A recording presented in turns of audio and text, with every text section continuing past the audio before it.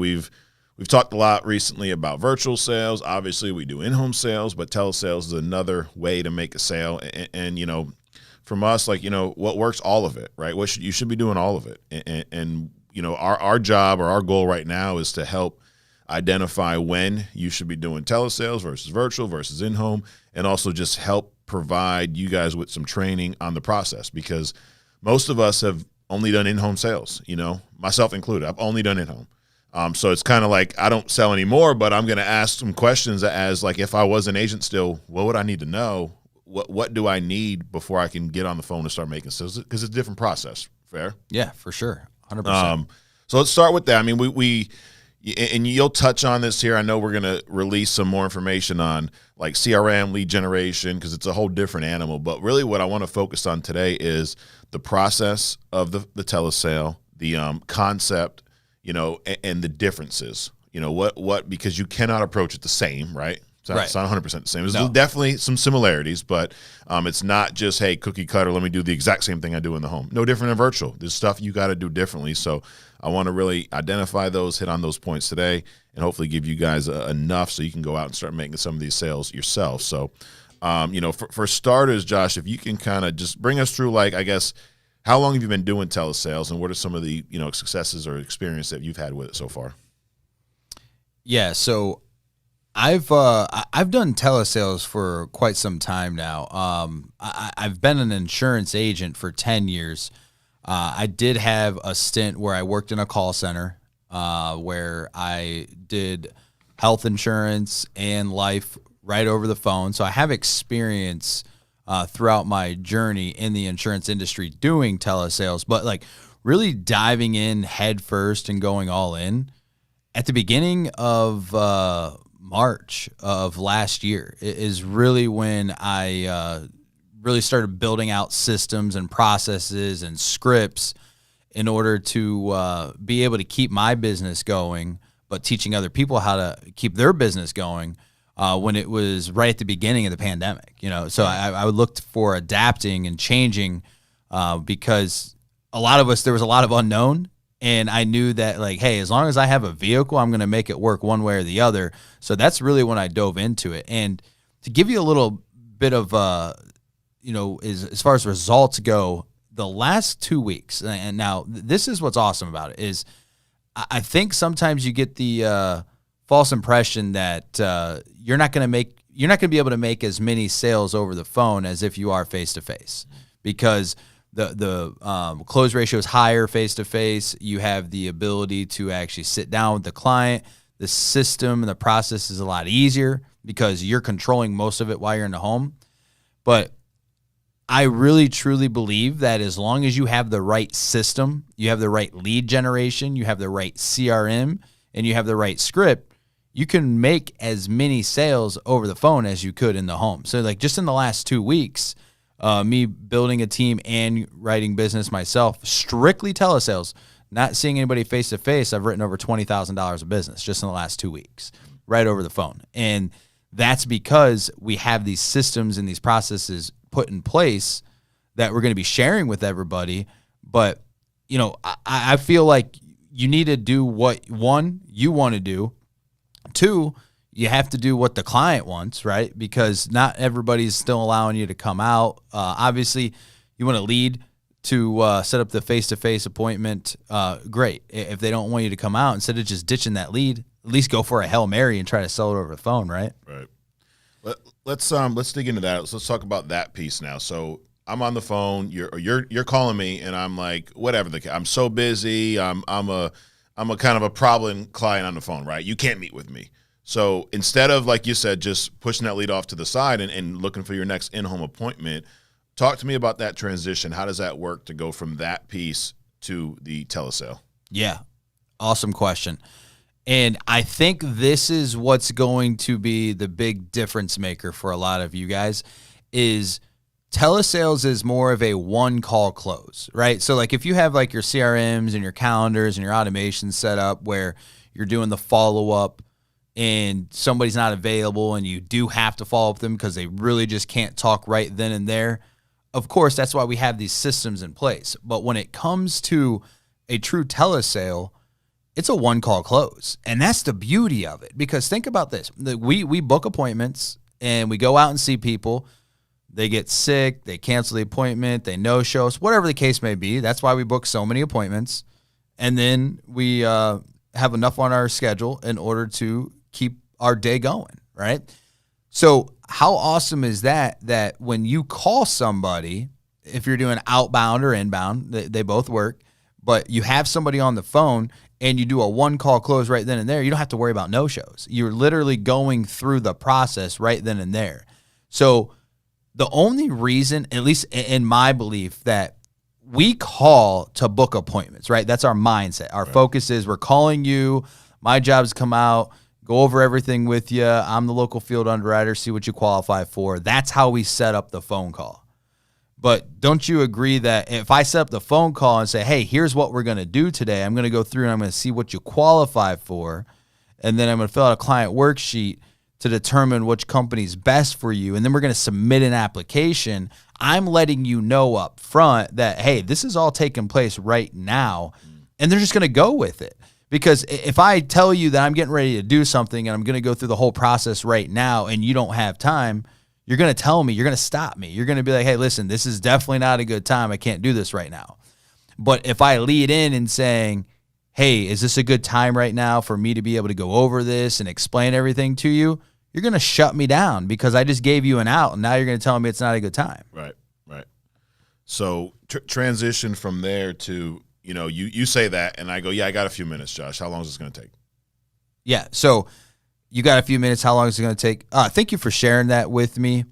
The good news is it's not going to take very long. I just want to let you know what you qualify for based off your age, your health, and your habits. So I'm just going to run you through a quick client worksheet where it allows me to gather some of your information, find out what you have versus what you don't have, and then from there, we'll take a look at your options and we'll submit an application just to make sure that we can get you approved today. The key here is no matter what they say, you want to agree and proceed. Thank you for sharing that with me. I appreciate that. I'm going to give you the quick version. I'm going to make this real quick because what people think, they just don't want to be on the phone for hours and hours and hours sitting there while you're wasting their time. But if you're going through the process, which by the way, we have an amazing script that we're going to be sharing with everybody that's going to be detailed on exactly what to say at the beginning, the middle, the end, the close, the voice signature, all of that, right? So we're going to set you up for that. But the key here is if they don't have time, that's because they think it's going to probably take a lot longer than it is, or they don't see the value in it. So as long as you just agree and proceed with them and let them know you're going to give them the short version, and then they start going through the process, I mean, realistically, 30 minutes, an hour could have went by, and they don't even realize it because now they're engaged. They're going through the process where they know that, hey, this is actually pretty important. And the best part about this too, what I find, is when you make a sale on TeleSales, it does take a little bit longer because you're either having to join in with the insurance company, do a third-party call. They have to go through all the health questions that you just did, so there's a lot of repeat information. Yep. They're not going to want to do that again with somebody else because you just spent all that time with them on the phone. So that one call close and you go through it, you're their agent for life. They already know what they just had to go through. The last thing they're going to do is go through that whole thing again if it's done right by just agreeing and proceeding. But that's a good question. Got it. All right, let's talk a little bit about the script. Obviously, everyone will have access to the full script, but taking us from that point where, okay, I've agreed, yes, I have time, or even on the opposite, an appointment that's set up for a telesale, right? Because we're talking lead generation, you're going to have like appointments or the one-time call close. You're leading in knowing it's going to be telesales, okay? Right. So that's where we are. Walk me through that. You don't have to go through the entire script, but just give me some of these pointers and walk me through from that piece to where we're talking to the insurance carrier and kind of wrapping up the deal. But before that, are you leading with America like you would in a typical appointment? Yeah, because, I mean, what most people don't know before we get to that, because this is actually very important, is we lead with America. They have instant decision, right? They let you know whether they're approved or not in the home. They have the Quit Smoking Advantage program, so you're able to beat rates even if people are shopping around. It's got built-in double indemnity, which is going to pay out double if they pass away due to an accident. It's got accelerated death benefit. And see these things I'm saying right now, this is what you're saying on the phone too, which is part of the script, because you're still building value on the phone. So just like anything else, like I believe the saying, if you buy cheap, you get cheap, right? You buy value, you get value. Well, if you build the value and they understand everything it does, they're not really going to be shopping around too much when it comes to a couple dollar differences based off of the value and the simplicity of the process, right? So Americo is awesome because you call into a 1-800 number with you, the client, and the insurance company. They do the whole application as far as asking the questions. They do a voice signature, and at the end, they tell you whether that client's been approved or not. So you're not having to wait around for underwriting to get back to you and see if they're going to get it or not. And at the end of the day, our goal and our job is to protect a client right then and there. Like that's why like we don't want any post dates if we can avoid it, right? Because we want to know that if something happens to them, they pass away and they made their first payment, that benefit is going to be available to their family. Got it. So Americo for sure is a key one because they have a real telesales setup for agents to call in at all hours of the day, no matter if you're on the East Coast or the West Coast. And you're saying, so there's no application. Like it's you talking to the client and then you're getting on the phone and that's your app, as opposed to some of these companies where you have to fill out paperwork, then get on the phone or then have the same questions read to you again on the phone. So it's a little bit redundant, right? Americo's none of that. Yeah. So the way Americo works is they actually have right on Americo's site, Americo.com, you log in, go to tools, sales and tools, and then you pull up the Eagle Premier telesale worksheet. And that's what it's called. And then it has on there the phone number that you actually call with the client. They allow you, the client, and obviously the insurance company to be connected. But what's nice is if you print that out, it allows you to gather that information that you need as if you were filling out an application. Right. It's not in through Sales Connection. It's all done where you want to be prepared too, because the last thing you want to do is get your client on the phone with the insurance company. They start asking questions. Right. You're really getting these answers to qualify them for the phone call. Exactly. But now you're prepared. So you have their address, their height, their weight, if they're a smoker, who their beneficiary is. You also bring up their banking information. You know, another thing is you have two options. Some people, if you let them know that they're going to be on a recorded line, so everything they say is secure and protected, and they may feel more comfortable giving the insurance company their banking, their routing and account number, that's fine. But if you want to, in the script, and we have it all broken down of exactly how to say it and not make it a big deal, but being able to collect that information, because if you can collect it before you even get them on the phone, the insurance company is pretty much asking you the questions to provide the information, and then when it comes to health questions, the client takes over, and then everything's a voice signature from there. It's pretty awesome. Well, let's go through it briefly. I know the script's much longer, but let's snapshot version. You're on the phone with someone, they're ready to go. You start your qualifying. Walk us through some of the stuff you're saying, some of the things that are different here versus in home, right? Because there's things that you're not going to do exactly the same. So kind of walk us through the rapport building, how that's different, and how we get to that piece where we actually get on the phone with the carrier. Yeah, absolutely. And so, for example, let's just say there's several lead types out there, but I'm going to use a lead generation. Say it's a Facebook final expense statewide lead, right? They're everywhere. We get access to them. A lot of different information is provided. So I'm just going to say, hey, Mike, this is Josh. I'm just getting back to you in regards to that state-regulated final expense program where you had listed your beneficiary as your child. Is that correct? Yeah, I remember that. Okay, perfect. And then here you listed that you do not have any current coverage? No, I got nothing, no. Okay. And you're looking for about $10,000 to $15,000 in coverage? Yeah, I mean, it depends on the price, but yeah in that range, yep. Absolutely.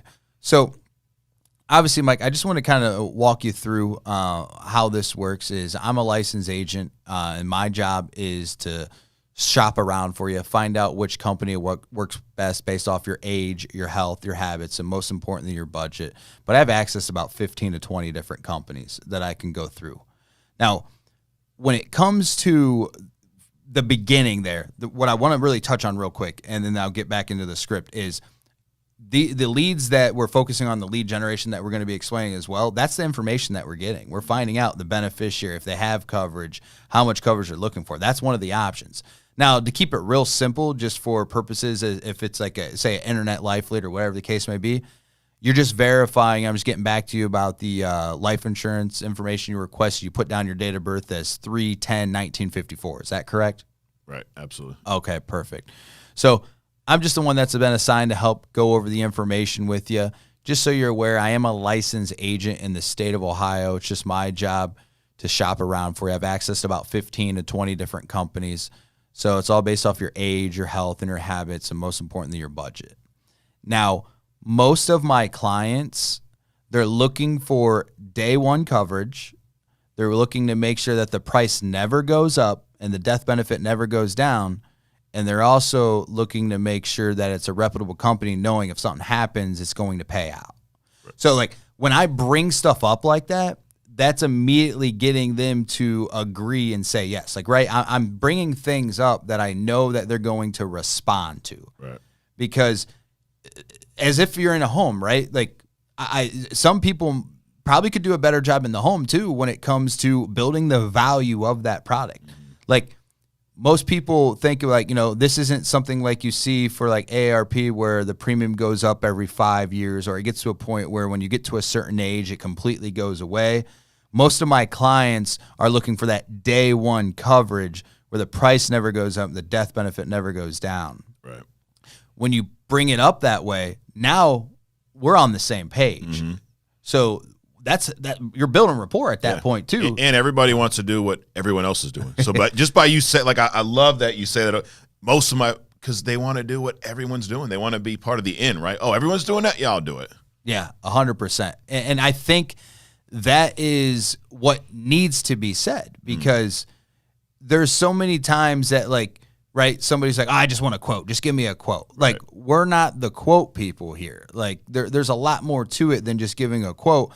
But it's also very hard to build value if you're just giving out quotes. Yeah. So we have to be able to build value through the script and the presentation. And it also comes down to tying it back to who their beneficiary is going to be. So obviously you put down your beneficiary is going to be your son. Right. Okay. So is your son the one that has the financial responsibilities in the event that you pass away? Yes, that's his job. Yep. Okay. So what you want to do is, most of my clients want to make sure that if something happens, they pass away, they don't leave that financial burden to your son. Exactly. See, you're tying it back again. And it's no different than what, some of these top reps that we have in the company, they're doing this kind of stuff in the home because it's just natural instinct that they're doing it. But on the phone, when you're bringing it up, you're not just throwing out a quote. And we don't want to get down that path of just talking to them real quick, verifying some information, throwing out a quote, because there still needs to be value. And people want to know that, hey, they're getting the best of the best. And I still have people say, now, this isn't one of those things that has a 2-year waiting period, right? Like, this is day one coverage. I'm like, absolutely. We specialize in making sure that in the event something happens and you make one payment and you pass away, it's going to pay out $15,000 to your son, Jimmy. And that's another thing, is throughout the script, you're referring back to their first name and you're referring back to their beneficiary's name, making it relatable so they can tie to it. So that way, now you're almost painting that picture for them over the phone to get them kind of visualizing and thinking about what that process looks like. I gotcha. So you're going through that. You got me, on board. I know the process now. You're telling me, we're going to see if you qualify, whatnot. Are you then asking health questions? Yeah, absolutely. And that's the key too, is, so to kind of back up. So obviously, going through the whole script, like the script really is probably like 15 pages, 16 pages, because it goes from grabbing the call to building the rapport. Like it even teaches you how to build rapport and the questions to ask to dig in a little bit deeper, to then the transition to finding out, are they looking for an earth burial or cremation, and then finding out who their beneficiary is, right? So we get to all that. Yeah. Well, you don't want to waste time either, because if you take shortcuts, you're going to waste a lot of time, because we know that if we're sitting with a client and we do initiate underwriting, we have an idea if that person is going to be approved or denied, but we still have to continue on with that application, right? When you're doing telesales for Americo, for example, they don't even give you an initial underwriting at the beginning. It's not until the whole application's done. So the last thing you want to do is spend 45 minutes, 35, 40 minutes with a client, and then at the end find out that they were declined because you didn't prep them. Right. So there's actually a transition that goes, I do have to ask you some health questions just to see what you qualify for. And in the script, it's actually the Americo health questions, because it's pretty universal for the most part. And the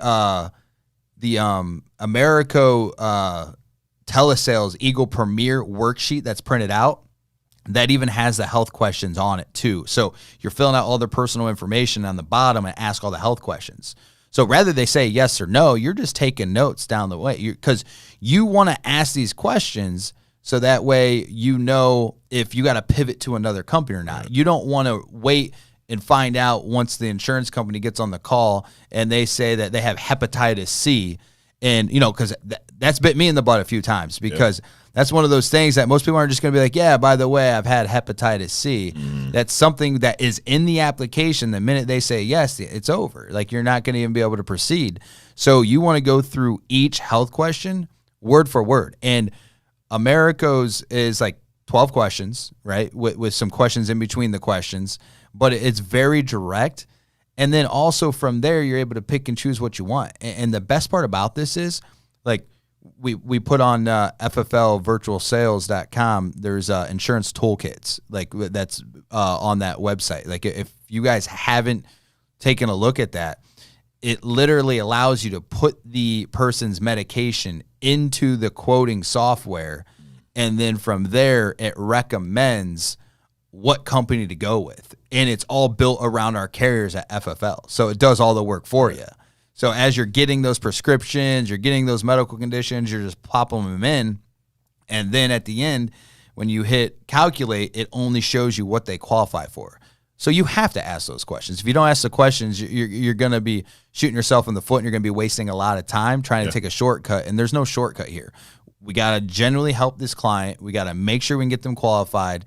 And we got to be able to get them into day one coverage. Now, there are situations where you can't get day one coverage, but most companies wouldn't give them any coverage. So we still have carriers that are guaranteed issue that we definitely want to take advantage of. Yeah, absolutely. Let's go to the point where, all right, you've asked the questions, you realize that, okay, Eagle Premier is a good fit for me. What happens now? So once you find out that going through the health questions, it's a go, then you want to prep the client and let them know what the next process is. Because as long as you're telling them what's going to happen, they just agree with it and they go on. Right. The minute that you leave things out or you cut corners and then they ask a certain question maybe on the call that they weren't expecting, now their guard's up and they're like, wait a minute, you didn't tell me that it was all going to be like this and I had to go through this process.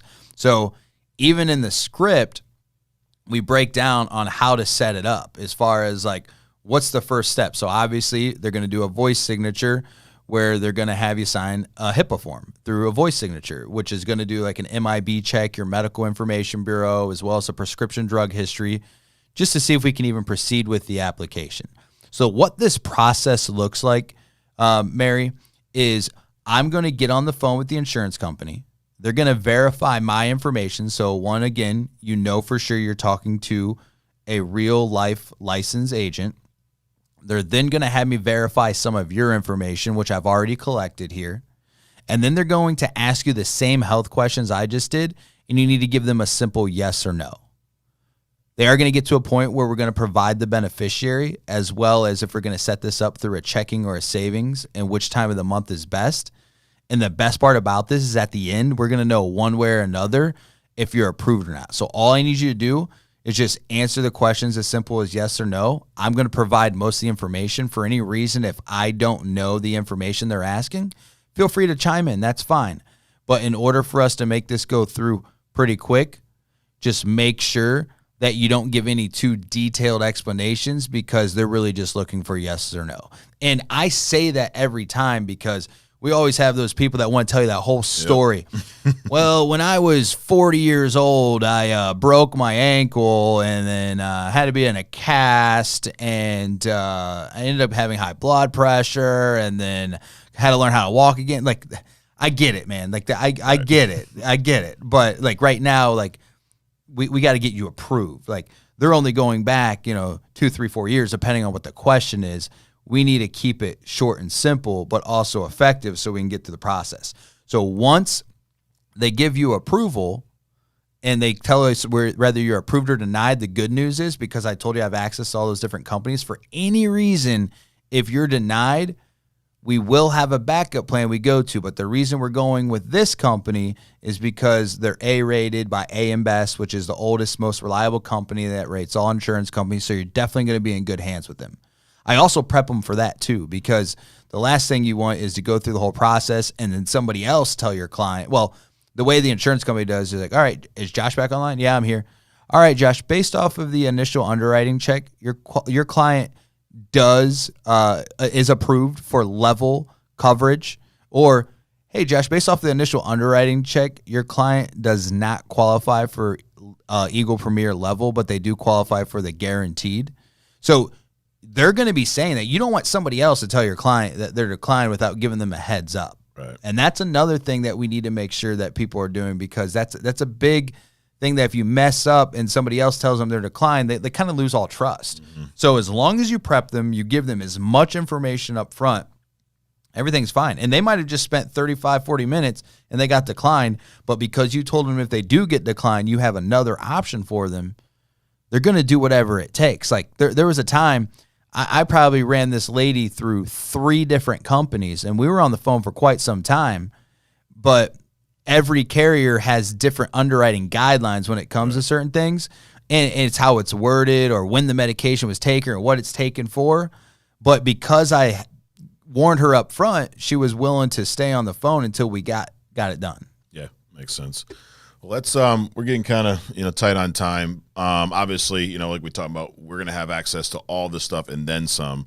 But one of the things I'd love you to hit on before we wrap is some of these. What are the major differences between this and an in-home, right? And I'm just, as someone who's never done telesales, but listening to you, it seems like you got to be a lot more planful, right? I feel like maybe in the home it allows more room for error, right? Because you can backtrack, you can pivot in the home, you could get declined and work your way out of it because you're face to face. It's different. Being on the phone, there's a certain level of connectivity that's not there, but it sounds like you make up for that in a lot of these things that you're saying, reiterating, right? So give me a few of the biggest differences, right? Whether it's in rapport building, control, whatnot. Yeah. And to make this quick, I won't take a ton of your time here. Yeah. When it comes to obviously, when it comes to the big differences, is one, you're either in the home face to face, or 2, you're on the phone, right? So the biggest difference is you have to have control because you're controlling that conversation. So you want to make sure that you're saying things that keep the conversation going, but you're in control of that conversation. Okay. So if that makes sense, it's more so, like I was saying, most of my clients want something that has day one coverage. Like, I'm controlling that, and I also know what their answer is going to be. Right. So I can lead it on to the next process. Also, rapport. Rapport is huge. Like, think about if you're talking to somebody on the phone and you can't stand them, and like you're not meshing well with them, not getting that good vibe, you're probably like, okay, no problem. Yeah, well, how much does this cost? What's the deal here? Right. Just give me a number. I'm not interested in this. Well, now you don't even have really a chance. Well, when you're in a home, you're kind of like building rapport throughout the whole presentation. You're, going back and forth. You're laughing, and you're just kind of getting to know them. But you're there. Business is business, right? Mm-hmm. Where on the phone, you do want to get them to be your friend as much as you possibly can, because somebody who likes you is willing to give you more information. And then the way that you solidify it and you gain the control back is by taking things away because people want what other people have, but they also want what they think they can't get. Right. So the control is massive, but the building rapport, you have to genuinely care about these people. You can't build fake rapport because they'll read right through it. Right. So you have to be excited no matter if the last call aggravated you or not. That next call that you have to be excited. You have to be willing to do whatever it takes and treat that person as if your day is absolutely amazing. And sometimes you have to turn into an actor and change it up. And then the second one is organization's key. That's why we're putting together the lead generation and the CRM and the calendars and the automations, right? Because the more organized you are, the more efficient and effective you're going to be. So you're going to be able to talk to more people, because the name of the game in our business is the person with the most appointments and the person who talks to the most people wins, because it's a numbers game. And then knowing what each carrier requires for voice signature. So that's the last thing I'll touch on real fast is voice signature is huge, because if you're dealing with somebody who's 60, 70, 80 years old, they may have an email, but they may not know how to log on to that email and do a DocuSign and email signature. It's complicated for them.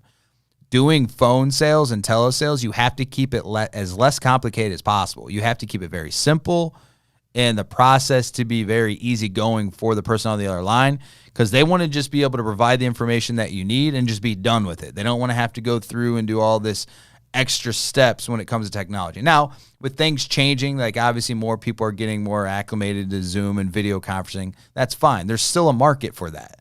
But then there's also still a market for people that only just want to do it right over the phone.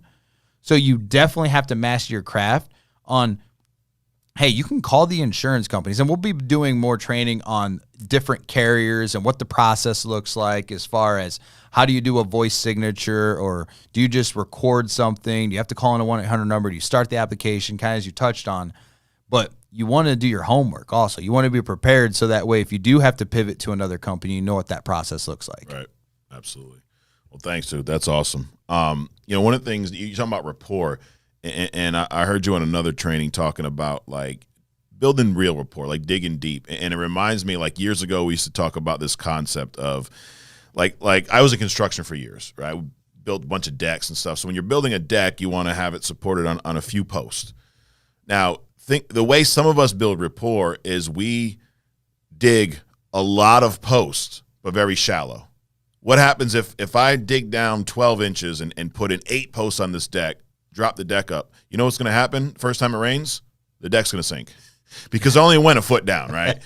But if I go, you know what? I'm going to put 3 posts on this deck, but I'm going to dig deep all the way down so I get a nice solid footing, then the deck's going to be sustained. It's kind of like your rapport, right? So if I go, hey, you got kids? You go, yeah, I got 2. And then I go to, where do you work? Oh, I work at the body shop. Oh, that's cool. And then how long you lived here? 2. And I just bounce all around. Well, I'm just doing surface level. Like you said, fake rapport, right? But like if I go, you have kids? How many? 2. How old are they? What are their names? Do they play sports? What are they into? Like I can dig so deep just on kids. And then I go, well, I have kids myself. Here's my, like, there's so much we can connect. I could do one there. Then I can talk about how long have you worked at this place? Do you like it? What do you do there? What are previous jobs you have? Like dig very deep, because then they understand you care about them. Because if I'm just doing surface level crap, it's the same stuff everyone else does, right? Yeah. Gloss over it. By the time you're done, you don't even remember the kids' names. I don't even remember where you work. I'm asking you again where you work when we're filling out the app because I'm not paying attention. But if I dig really deep on a few things, that's building real rapport. And it sounds like that's a big piece of this on the phone, because in the home, you may be able to get away with some of that surface building. But on the phone, it's a different ballgame. Yeah, because they never even got to see you. They don't even know what you look like. Right. They don't even know who they're talking to. So the more rapport, also to touch on, when you are building rapport, you're on the phone. They can't see you. They don't know what you're doing. Have a piece of paper out and take notes. That's huge. Note taking is huge because, listen, we have so many things going through our mind and we have so many thoughts going on. Like you could tell me that something happened a week ago, but if I'm thinking about setting up for your burial expenses, I'm not going to remember what you told me because I'm already thinking about something else. So just take some notes and write it down because you want to be organized. Again, It comes down to organization. Yeah. And then I like that analogy of building the deck. Like the deeper that you put those posts, it's like you're building that foundation. Right. And then when you build that foundation, it's sturdy. Yeah, That's absolutely. Awesome. I mean, the difference between me going, or you're talking to me and you go, your daughters, or you go, Carmela and Adriana, or your son's Giovanni, and you start saying the names. It's different than me going, your son. Yeah. Small things, right? It's but they make a big difference, you know? So, well, hey, dude, I appreciate you coming up doing this. This is awesome. And this is just the beginning. There's so much more we're going to release, but I wanted to get you on a podcast to get kind of the concepts, the basics, and get all you guys to understand, you know, how to handle telesales, and how to incorporate it into your business, you know, with what you're doing now. And just think about the amount of business that we've left on the table over the years, you know, whether you're doing lead generation or you're doing it as a pivot when you can't, you know, book an appointment, whatever you may be, whatever your plan is, you're going to pick up more sales by doing this, you know? So thanks again, dude. And guys, thanks for joining us, watching us. We'll be back at you again next week on Inside the Sale. See you.